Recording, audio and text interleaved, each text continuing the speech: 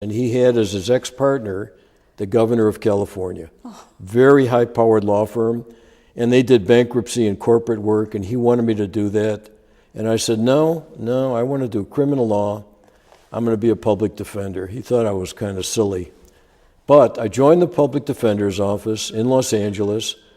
I stayed there for 32 years, and I worked my way up to chief. This kid who got thrown out of high school. And I supervised 400 lawyers. I became an adjunct professor at UCLA for 32 years. I'm proud to say I'm enshrined in the California Boxing Hall of Fame. I'm an amateur boxer.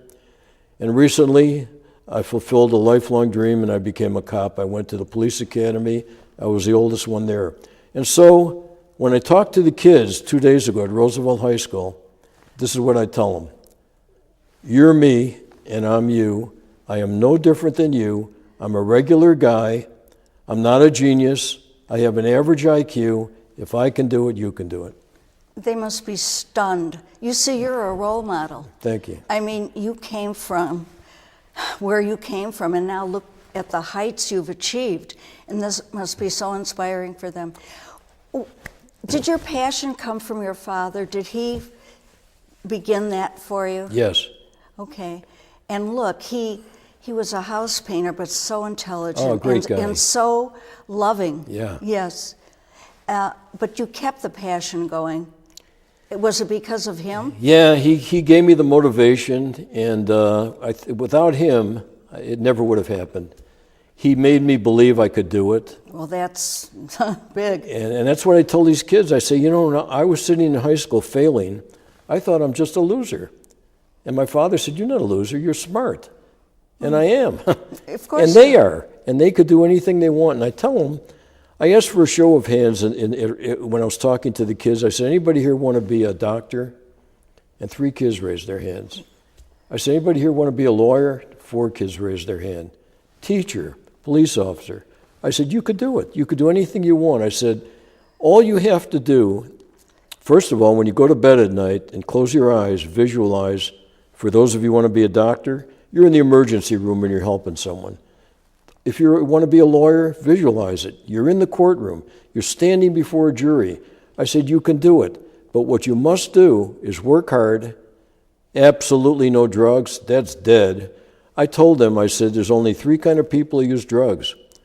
Fools, chumps, and punks. They listen to me. And I told them, you have to work hard. And I said, if you work hard, you study and you work, you can do anything you want in this life. And they listened. A lot of them lined up. A lot of them were too shy, Roberta, to ask questions, for attribution in front of everyone else. So they lined up, and they would ask me in confidence if they could have my email address so I could give them advice. Very moving. What does that tell you, really? I want to pass it on. Well, you are, and you will continue doing so. Could we go back to your course, growing up? Of course. You say that there was kind of a dividing line, that you lived on the east side of Division Street? Yes. And the wealthier people were on the west side. Yeah.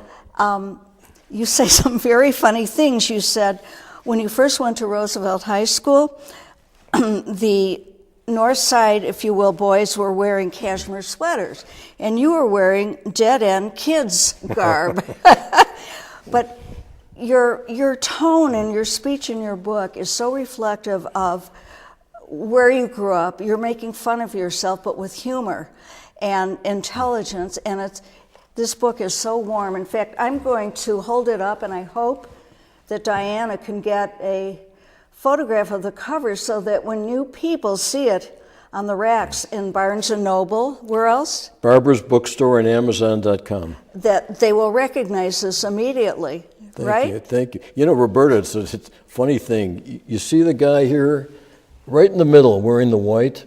Yes. Well, last night I was speaking at the Hadassah in Northbrook, and in walks a man. He came in through the side door with his wife, and he gave me a hug, and he said, Kenny, you know who I am? And I said, no. He said, Jerry Cohen. That's him. That's him. I haven't seen him in 50 years. Amazing. Well, you must look exactly the same then. Thank you. And he must not. Thank you. Where are you in here? Well, I'm the guy with the black eye. Oh. Third from the left.